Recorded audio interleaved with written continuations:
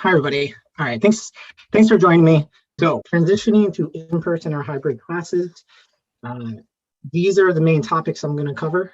Learning spaces, which in general is going to be talking about synchronous versus asynchronous classes and the role of engagement and active learning.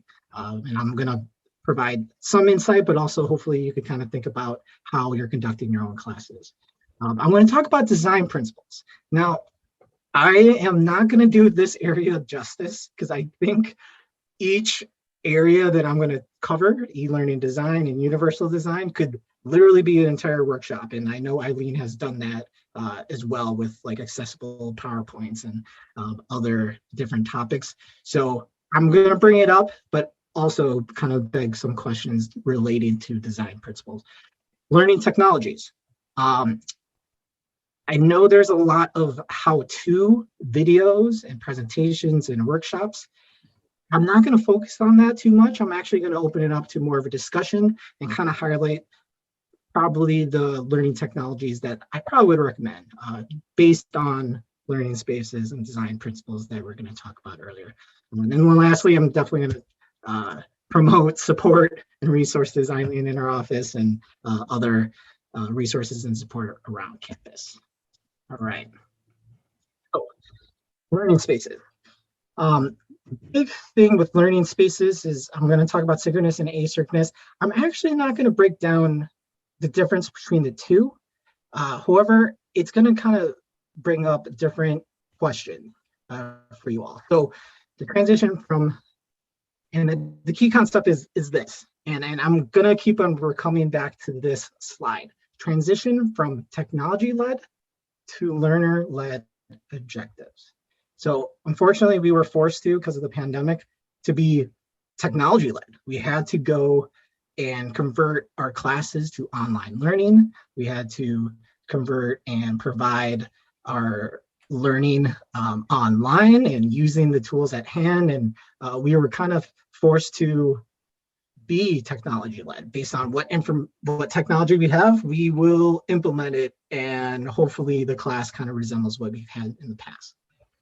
This transition to being hybrid and to being in person, and now that we have a deeper understanding of learning technologies and online learning, now the big concept that I really want to emphasize is being learner-led.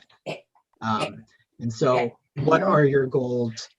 What are your goals that benefit students and their learning? So that's kind of the main concept that I really want to emphasize here. And a lot of my questions will kind of evolve around this. So learning spaces. With synchronous and asynchronous online learning, or just learning in general, learners benefit from flexibility, access, accessibility. So accessibility meaning the opportunity to interact with the material, no matter distance, time, ability, age. So that's what I kind of mean when I say accessibility there. Let's see here, on my notes. And so with the flexibility, access, and accessibility, it's important to kind of reflect and kind of take your own assessment on varied content and multimedia.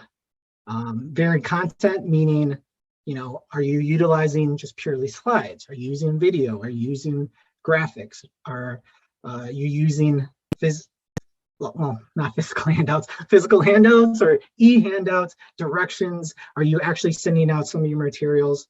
The varied content and the online and not online allows a little flexibility with this.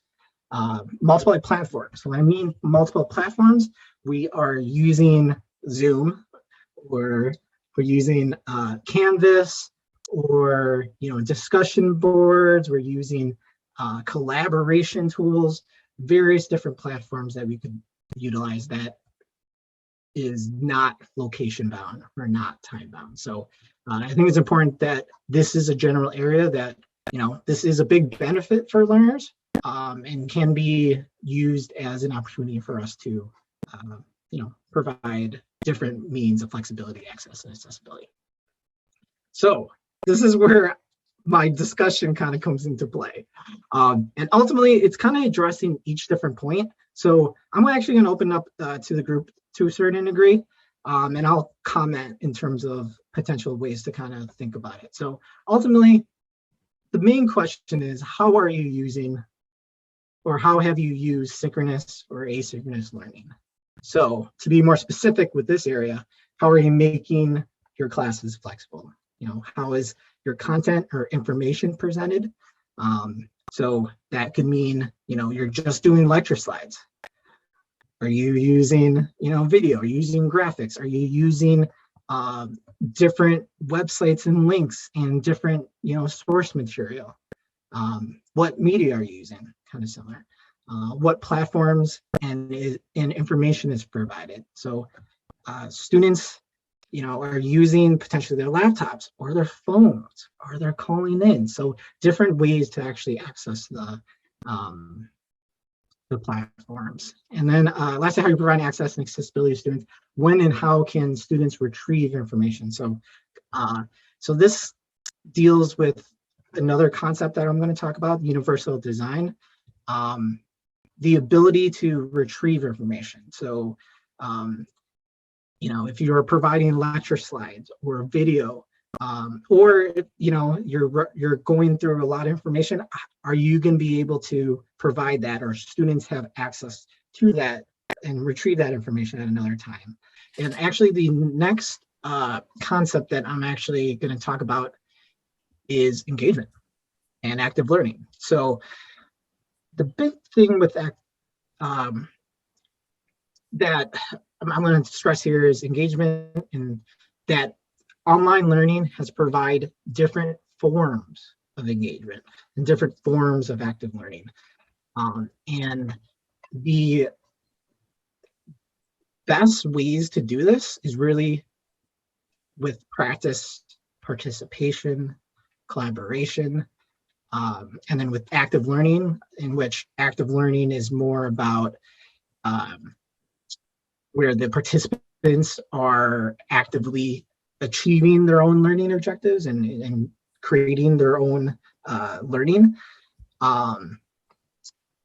So in those, it's about creating a platform for communities of practice, activities, and projects that kind of hopefully, you know, create more of that. Looks like my presentation doesn't have permission. Hold on, let me make sure I share that. I realize I probably should have said this like pretty early on. However, in terms of online learning, in terms of e-learning, the overall goals is achieving your own learning objectives. The online learning, the platforms, the tools at hand is just it's a tool to hopefully help you achieve those learning objectives. And that's actually something that I'm going to talk about with design in general. Because again, it should be learner-led, it should be your learning objectives-led, and this is just kind of a means to kind of help with that, to spawn some cognitive processes and, you know, learning and understanding. So yes, practice, participation, collaboration, hopefully, you know, forming communities of practice, activities, and projects. So so the next slide right here, so engagement. So, and this is what I was trying to say a little earlier. So engagement means meaningful interaction between the learner and the instructional environment. The instructional environment can be online or it could be in person. So, so again, online learning, whether it's Canvas, whether it's Zoom, it's just a means to the end to hopefully achieve your learning objectives. It's best when it's psychological engagement and not necessarily behavioral. Effective behavioral engagement fosters psychological engagement.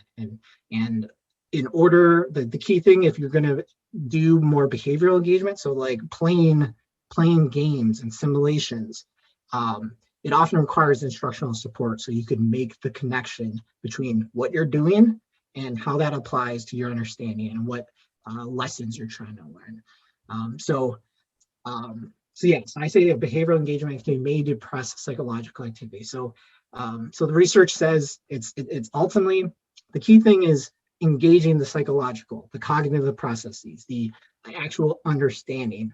And so that should be the emphasis and the focus of learning technologies versus just the act of doing something because it's technology. So um, that's a great question. So if the question is, will this work for graduate level?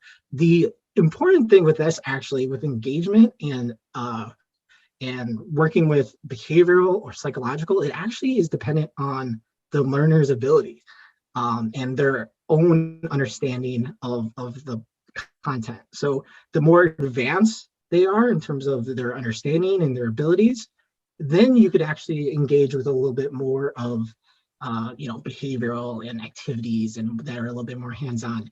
And the reason why it may depress psychological activity, it's because it's too much of a cognitive load is what they say research wise. So it's too confusing, it's too much information, so therefore it kind of it retracts from your learning objectives. So simplistic, easy, the easier and simplistic, that's kind of the objective. Right. So these are kind of general questions. So how are you engaging your students? How are you using online learning to provide more understanding? You're not, if you are hopefully using some of the tools, interactions, that you are utilizing that to achieve a better understanding. So, obviously, like that's the point of, your labs. Because it deepens our understanding by actually, working with, the concepts and creating and building. And then, yes, practice. So if you are doing a concept, using exercises and discussions and, providing, having people summarize or, test things or explain things out loud, which, is ultimately what you all were saying in terms of like asking questions. This creating participation and collaboration, working with each other, but doing that in order to solidify their understanding of the concept. So I think that's kind of the important thing there. Using active learning, opportunities of communities of practice, basically that is how are people best able to share their best practices and their learning lessons. That could be on an online forum. That could be in a breakout room where they're kind of discussing and sharing the information that they have learned. What projects or activities achieve your goals? So essentially, yes, are they collaborating by doing the projects or activities, or are the projects and activities helping you or helping the learner solidify the concepts that you're trying to teach? Yeah, so it is a challenge. And I think one of the things that I'm trying to emphasize here is these goals actually won't change much in terms of if you're in person or not, or if you're online. Hopefully you have a little bit more of a captive audience if they're in person and they're going to interact and engage with some of your questions and pay attention a little bit more, and to their peers. However, creating practice, participation, collaboration, that those are still principles that that students can engage with to hopefully further achieve your learning objectives. All right, so I'm going to move on because I have a lot of information that I could present, and we could talk about a lot of different concepts that I'll bring up. As mentioned, there are limitations, your time, the student's ability. I think that's, not only just the ability of the teacher, but also the student's ability in order to, engage with, simulation or games or some of the material. Obviously, yeah, the knowledge, same concept there. And ultimately resources and support. You as a professor, you're developing new things, potentially from scratch. So, obviously that could, lend to your time and the importance. I would have asked, what are your biggest priorities? What are your biggest limitations? Time and energy is definitely up there for a lot of folks, and can be challenging in a pandemic environment. All right, so I am going to go back to some best practices in general with learning spaces.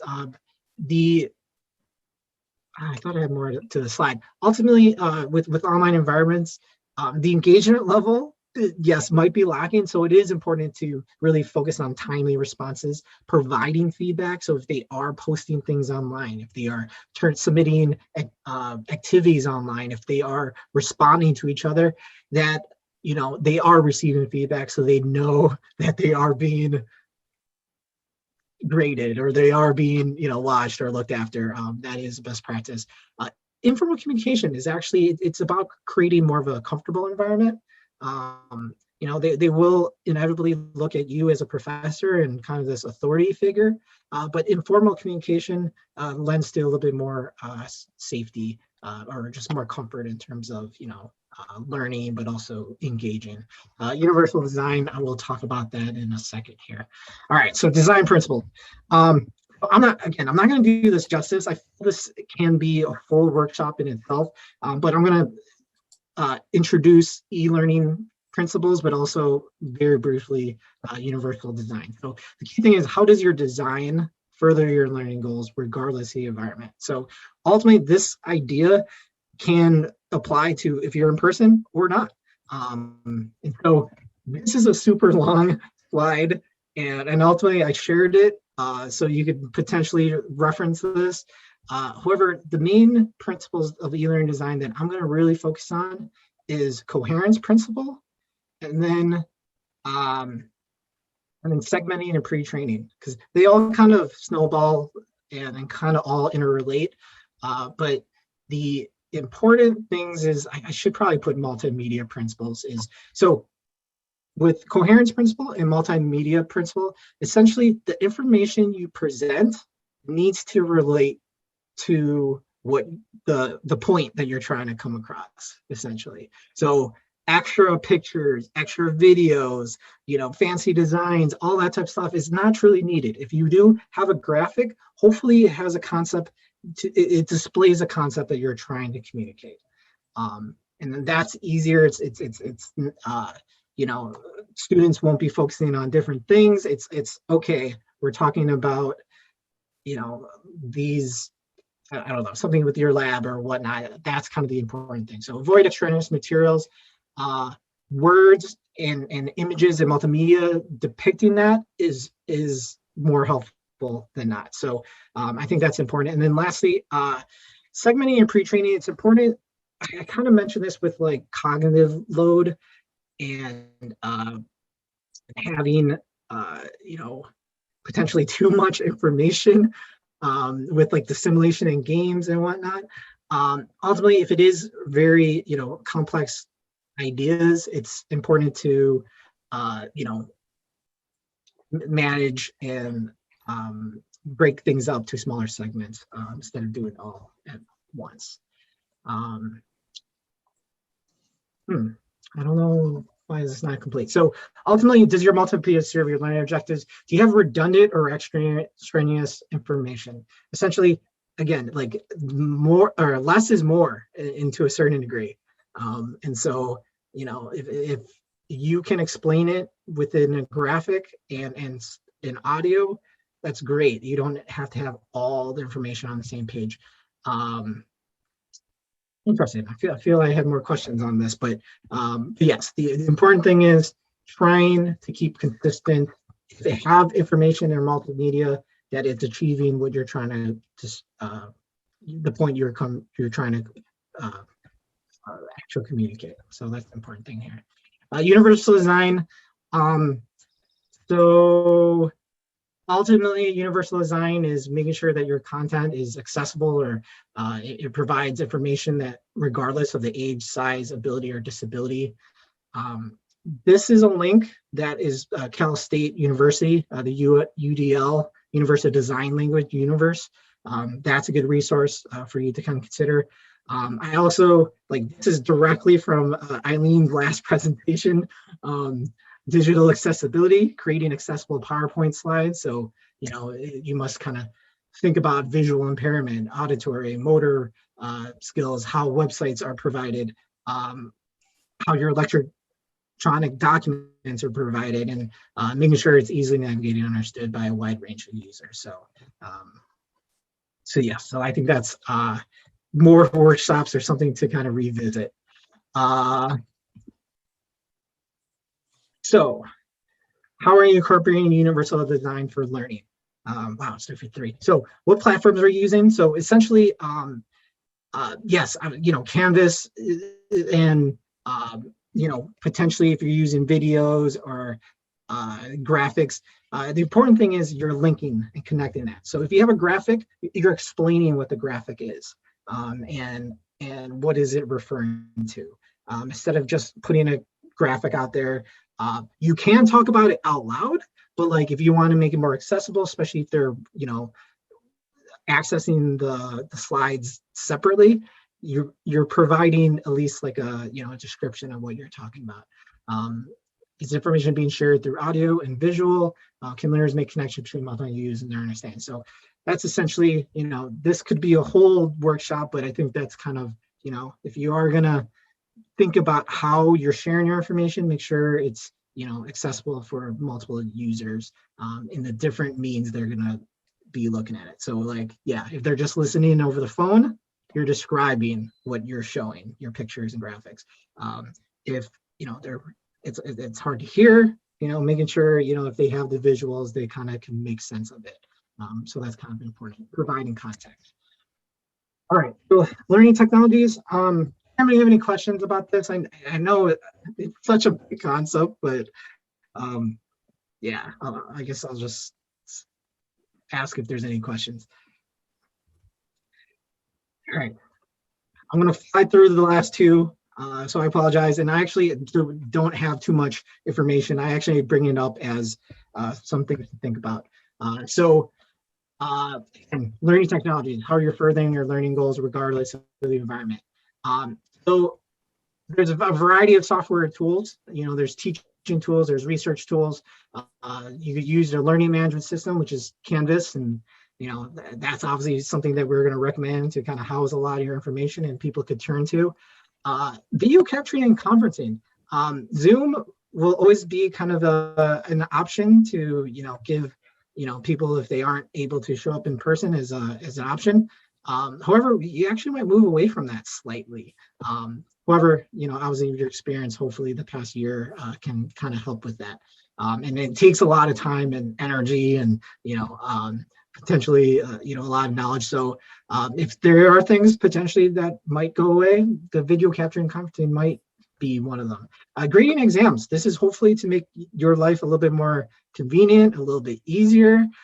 So like turning it in or using clickers for grading and engagement, grade scopes to kind of help with the grading.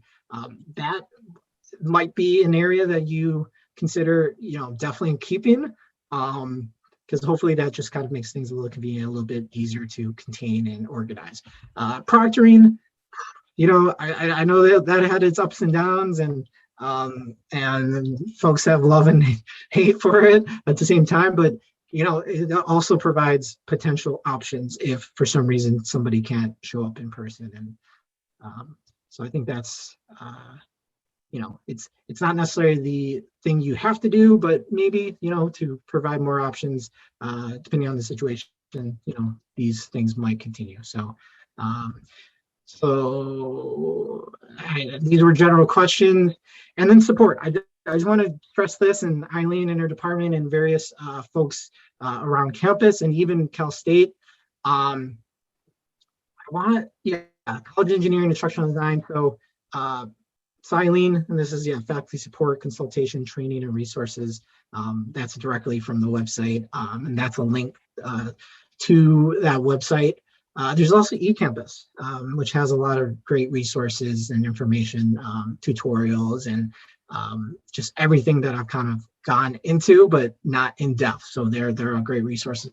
And then Cal State University, I actually, so my program is actually at Monterey Bay, but they also talk about other resources statewide. So the innovative instruction is actually the Cal State statewide website, but the rubrics here, I actually want to point out, those are actually great resources to kind of assess your own classes, your own online classes, see if it's providing and touching all these areas that I kind of just talked about. So that's it. Does, again, yeah, my name is Rich, and yeah, questions.